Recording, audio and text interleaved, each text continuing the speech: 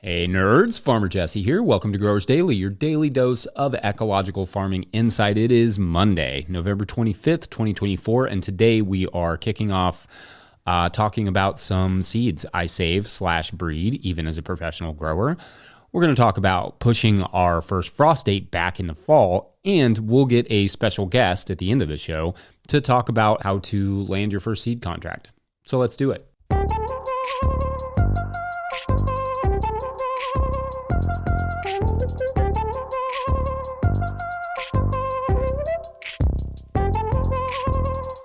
All right, I hope everyone had a great weekend. I harvested and washed some stuff, took my oldest son to the UK men's basketball game on Friday night, then watched a bunch of soccer on Saturday. Let's go Brighton. Played with the kids a lot all weekend, and they also played in my office a lot and used multi-$1,000 equipment for their fort, which was cute. And I put up a video on Sunday about going from homestead to farm business. Normal stuff in the life of Farmer Jesse, I suppose. I will link that video in the show notes for those of you who only hear this podcast and don't watch it on YouTube. Friday's video got a lot of comments from the stuff on Mars, and I figured that would be the case. And I also figured there would be some really smart comments on all sides of the idea of setting up satellite colonies on Mars, which was also the case because I have a very smart comment section. So although I haven't been able to respond to those like 100 comments, I really appreciate them. I've read through them and there's a lot of good stuff in there. I won't have time to get into those reactions today, but I'm sure I will at some point soon when I have time to do so thoughtfully and not just Farmer Jesse-ly. It's a thing. Because I think there are lots of interesting tidbits in there, so you should go back and check the comment section if you want some insight on how people feel about Mars. Yeah. Last bit of housekeeping. Last Wednesday, I released an episode of Growers Daily called Is There Too Much Growing Info plus How to Manage Slugs? That for some of you strictly podcast listeners was just a 4-minute hold song, which albeit somewhat amusing, was not intentional. I have no idea what happened there, but it is fixed now. So anyway, we try to double check everything, but sometimes something goes wrong. So shout out to Slew Side Farm on Instagram for letting us know. All right, so one of the things we're doing this week is that we're going to dedicate a lot of it to seeds. We're calling it Seed Week.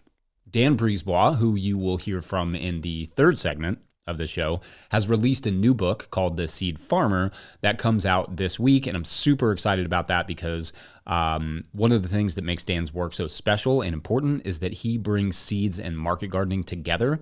Like, you don't have to be a seed producer or a market gardener or a seed saver and a gardener. You can be both. And moreover, Dan is often demonstrating and exploring how you can do both seed production and market production together. That's a lot of what his new book, The Seed Farmer, is about, and I love that. I love that seed production often gets relegated to this idea that it's only for either large-scale seed farms or small backyard gardeners who have the time to save their own seed.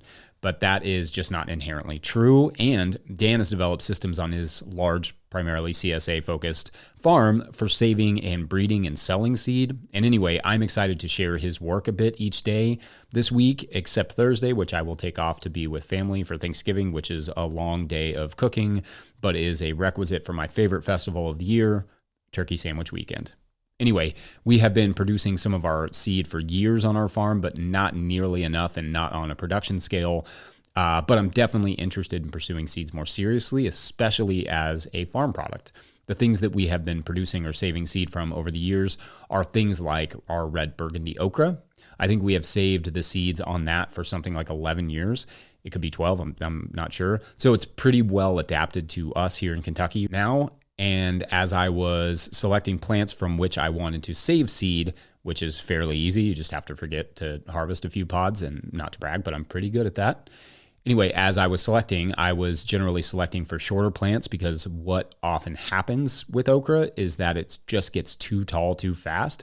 So it was fun to not only adapt that crop to our climate, but our harvesting needs as well. Another crop we have saved seed for on forever is garlic, obviously. It would be pretty expensive to buy all new garlic seed every year, I imagine. Seed garlic is often running around $20 to $30 a pound. I haven't really had to select for anything but size on our garlic since the garlic we got was so well adapted already to our area. I cannot emphasize enough how important it is to get regionally adapted garlic, even if it's a little smaller and you have to breed it up. Like I mentioned in a previous episode, I grew some garlic from a friend out of California, and that garlic flat out hated it here. Like, it was almost complete crop loss right next to my regionally adapted garlic. Music is the variety we grow. That was over there like, what's up with the new kid? But what survived of that Cali garlic just went back into the ground. And this fall, it's getting its third growing season here. Basically, I've slowly adapted it, but it took a full season with nearly 90% crop loss the first season to even start. I'd actually be curious to hear if anyone in a wet region has ever received garlic that just flat out failed for them the first year for no obvious reason. Let me know. I think that's probably happens more than people realize. We've saved like heirloom tomatoes many a time, but I'm less interested in saving those for fear of transferring any diseases.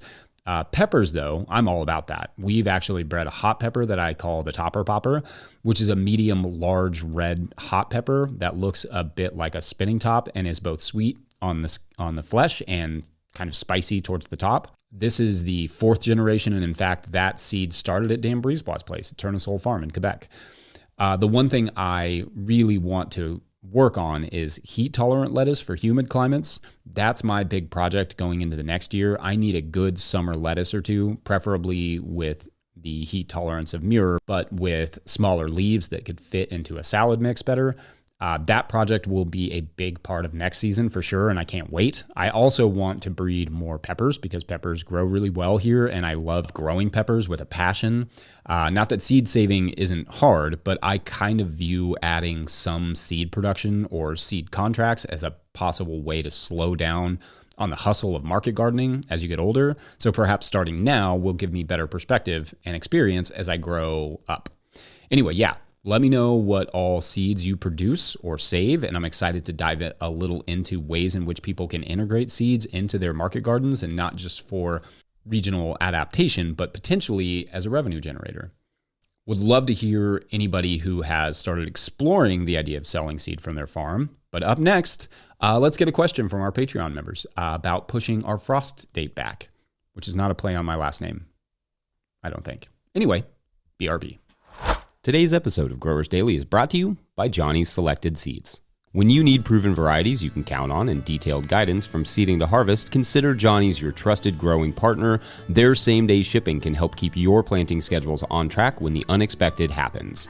They're here to help you grow good food. Turning to Johnny's means you can plant high-quality, trial-proven varieties with confidence and know that their expert staff is ready to help with first-hand knowledge, because they've grown them themselves. Learn more at johnnyseeds.com. All right, back to the show. If you, the listener, are enjoying this podcast and want to show some support, you can do so over at patreon.com/no-till-growers. I will try to get to questions from everywhere that questions come in, but I will always get to those Patreon questions. Today's question comes from Patreon member Tyler Quattrochi. Sorry, Tyler. I know I probably botched your name every time I say it, but they write, quote, I noticed the comment about pushing your frost date back 10 days. Is this simply in regard to harvest schedule for items that need that first frost, or has this allowed you to push planting and seeding dates 10 days later?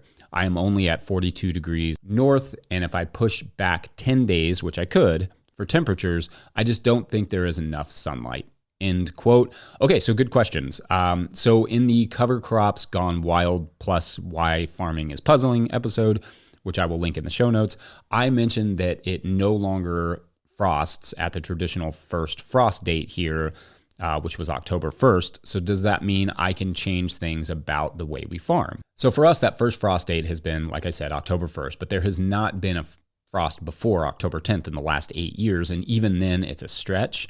It's probably okay to say October 15th as the earliest that it's likely to frost here, but if you never know. So planning for October 10th is fine. In fact, we have still not had a hard frost here, late November, though we did get a little snow last week, which was fun, until it quickly turned back into sleet and rain, which was less fun. And the forecast for next week is much more December-y. Anyway, all that means for me, in terms of how I change things around, is that maybe I can push my sweet potatoes a little harder in the fall, or plant them 1 or 2 weeks later if need be. Or it means I can expect to be harvesting certain things like tomatoes, basil, peppers, etc. out of the field for longer than I could a decade ago. Maybe that date gives me a little more confidence to plant one last round of squash in the field in early August, because it's possible I get a few more weeks out of the season. But like you mentioned, Tyler, it's only so valuable because the sunlight issue. And for you on the 42nd parallel, it's even worse than it is down here for me, because although our daylight dives quite a bit, our daylight down here on the 38th parallel doesn't dive quite as fast or as dramatically for us as it does for you. So the only positive to it is that we can perhaps get a couple more weeks out of stuff in the field that we may not normally. So no, I haven't and won't likely change much, if anything, about my planting beyond just having a little more confidence later in the season to plant up a bit more. Because even when it's warm, fruiting plants, which are generally the more cold-sensitive plants, are not necessarily producing more. They stall out as the sunlight dives, and even if the temperatures are reasonably warm like they were this year, they like warmer temperatures and more sunlight. Then foliage crops like the pea cover crop I mentioned can behave a little strange too. We planted our pea cover crop around September 15th like usual, but if it's going to be warmer and the frosts are going to come later, I could potentially push that back a bit. And I say that because this is especially true this year with all the heat we had through November. The pea cover crop got tall, thin, and leggy, but not necessarily bulky and stout like I want it to. In fact, a lot of the pea biomass has gotten so tall that it has fallen into the pathways, which is not easy to clean up and put back onto the beds before a freeze because the tendrils tie it all together.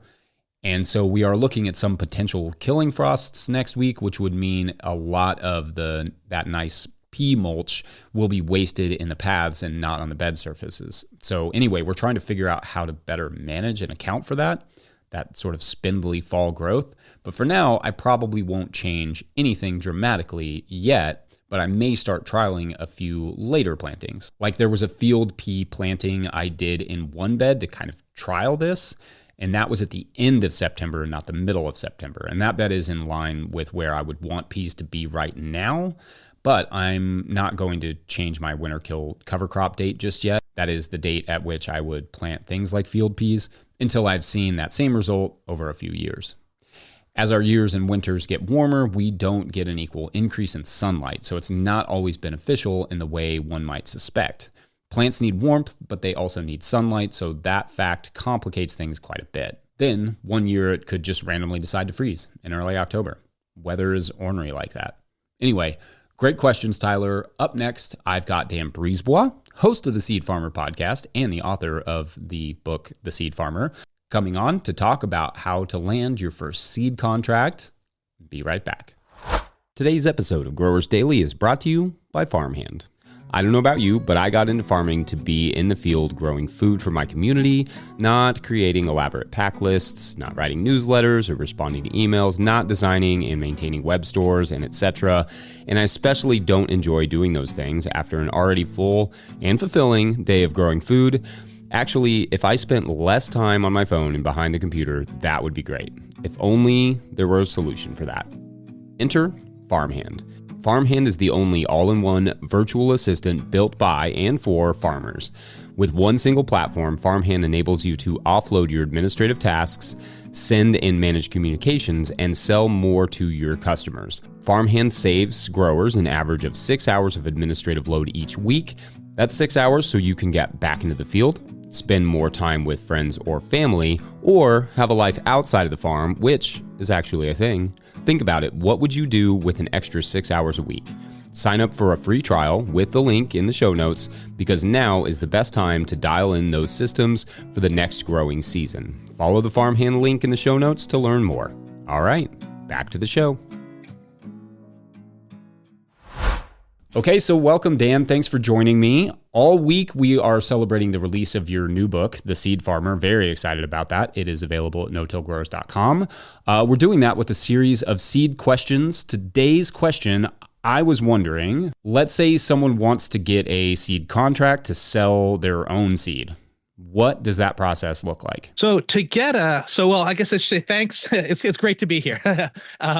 Next up, in terms of getting a seed contract, it's as simple as contacting a local seed company or a larger seed company that you might know and asking them if they take on seed growers for contracts. And then, so that's the easy part.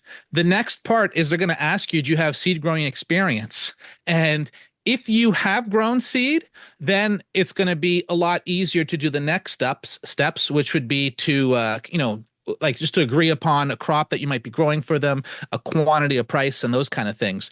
If you have no seed growing experience, in that case, maybe one of two things could happen. One, they might ask you to grow some seed on your own and then come back later, or they might give you a trial seed crop, and that might be something that they need, like they need a lot of extra on, or like maybe you become a backup grower on something that they've already contracted for someone else, a variety that they might not mind having a lot in stock.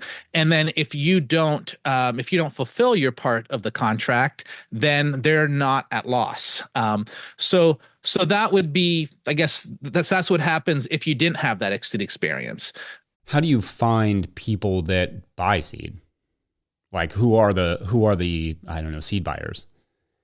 I don't know about like naming names specifically, but I think any seed company has to get its seeds from somewhere, you know. So all the small bioregional seed companies are either growing the stuff themselves or sourcing from places in their area. So like start off, if you know the bioregional seed companies where you are, contact them first. But also places like Johnny's High Mowing, Fedco, they buy from contract growers, and so there are openings too, but there might maybe not the first opening that you should jump into.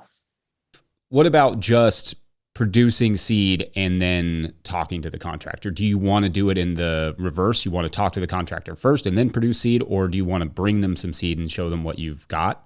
So, if you bring seed to a company and then offer to them, that's technically not a seed contract.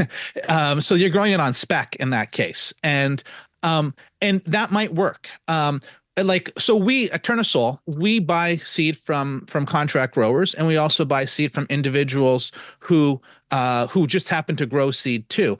And so there's times where, you know, we might be low on a specific variety, and if we know somebody who happens to grow it, or if they offer it to us, we might be really excited about it. Now, if we've never bought seed from that person, we'll definitely do our due diligence to see if they have a reputation for having good seed. But there definitely is an opportunity. You know, one of the things is like, so there is a way you can make money growing seed on contract or growing seed on spec and selling it to a seed company. But what's really important is the relationship building, and a seed company is taking a risk on you when they buy seed the first time, because I mean, they don't know about that variety specifically. They don't know about you. They don't know if the variety is going to be true to type and show what it's supposed to be, or is it going to be crossed up? The germ test, they can test that before they purchase it, but they're still taking a bit of a risk on you. And also, and if it's a contract, then they also don't know if you're going to deliver. And so initially, most seed companies will probably get into this relationship with a bit of caution, because like when you're selling seed to home gardeners or market growers, you have a lot on the line, and one bad seed lot can ruin your reputation. And so the seed company knows that, and they're just going to approach this relationship cautiously. However, if it goes well, they're going to be excited to strengthen this relationship and go deeper. And so I think that if you are interested in growing seed for sale, then be willing to take the time to, I mean, for sure, develop the good expertise to grow good seed, but also develop the time to build that relationship with the seed client, with the seed contract, or with the seed grower, or with the seed company. Take that time to build this seed company, so that it's a strong relationship. And that's also for your own part. In most cases, you know, the seed companies will pay you on time. I mean, they'll probably want to do a germ test first, but they will pay you on time, but they might not, you know, and so you also have something to lose in that relationship too. So it's taking that time just makes it better for everybody. And then like what are there expectations generally when it comes to turning the product in? Like, you're going to have it 100% clean, ready to pack and sell? That'll depend on the seed company. I think there's a desire for you to have it pretty clean, but that might be like 95% clean as opposed to 100%. There's some things that are really tough for a small grower to get totally clean. And most seed companies might have a few tools that you don't, and they can get that last bit. But they'll probably expect there to be no like pods and chaff in there. So it might be little bits that are just too small for what you can get out with a home screen or a home fan. But they'll expect something pretty clean to come to them. And so the terms usually, so if it's a seed contract, the terms are going to probably be a specific quantity of seed at a specific price and with a specific minimum germination. And there'll also be usually an isolation distance set. So like how far it is from another crop of the same species. So those things will probably be, part of the contract or part of the questions asked about the seed that you have. And before getting to the last step of delivering the seed, something that's really, really valuable, like the way that you make a seed company fall in love with you is you communicate about how the crop is growing. If you plant the crop and it's doing well, you say, we got the crops on the ground, they're doing good. If, in the middle of the season, you have a crop failure with something that they're expecting from you, tell them immediately, because then they know that they won't get it from you. They have a chance to source it from somewhere else, but they also have a chance, like they could just make sure to not put it in their seed catalog, so that's just extra information that's really, really valuable for them. So the more communication you can have during the growing season, the more valuable you are, in addition to having good seed. I love that. That's a great little tip. I love any tip that is like, here's how to make your customer happy. I feel like that's the same thing in vegetable growing too. Like, let's say a chef is expecting a certain thing. Like, the sooner that you can tell them, hey, this isn't looking so good, the better it is for them, so that they can start menu planning or sourcing it from a different person. Yeah, that relationship is as much about the communication and the human interaction as it is about the end product. Absolutely. Well, thank you, Dan. I really appreciate it. Been a blast. All right. How awesome was that? I hope you enjoyed that chat and this episode. You can pick up a copy of Dan's new book, The Seed Farmer, at no-tillgrowers.com. Helps to support this work. And check out his podcast that we also produce called The Seed Farmer, wherever you get podcasts or by following the No-Till Growers Network. Otherwise, I'm going to end it there. Huge shout out to Willie Breeding for the theme music and the team at No-Till Growers. Sign up at patreon.com/no-till-growers to support our work, where at a certain level, or if you just bump up from one level to another, or if you sign up in the month of November, you get a shout out on the show. So big shout outs today to Isaac Porter, A. Cassidy DVM, no, a Cassita DVM. I think the DVM is like a doctor of veterinary medicine, but could also be devious, vehement mother. No, probably the veterinary one. Joey Pilgrim, Alice Coleman, Ray Burgraff, Sally. Hi, Sally. Carrie Mandeville, which could be, maybe it's like Carrie Mandeville. I'm sure that's how you say it, right? Carrie Mandeville. Yeah, that one's right. Alex Shade. I'm not sure how to say that one, Alex, but good name. I feel like this has got kind of a musical vibe. Like it's like here it is. Here's the layout. This is a group in Memphis, and they find that there's a lot of kind of land within the city that they could be using, and they start all these really amazing little urban farms, and they start really supplying a lot of food to Memphis, and it's a very cool story. But it's very musical, and it's called Let's Get This Gardy Started. And funny enough, Andrew WK not only did the music but the choreography. It's wonderful. I think it's probably going to win some awards. Anyway, thanks for watching or listening. We'll see you tomorrow.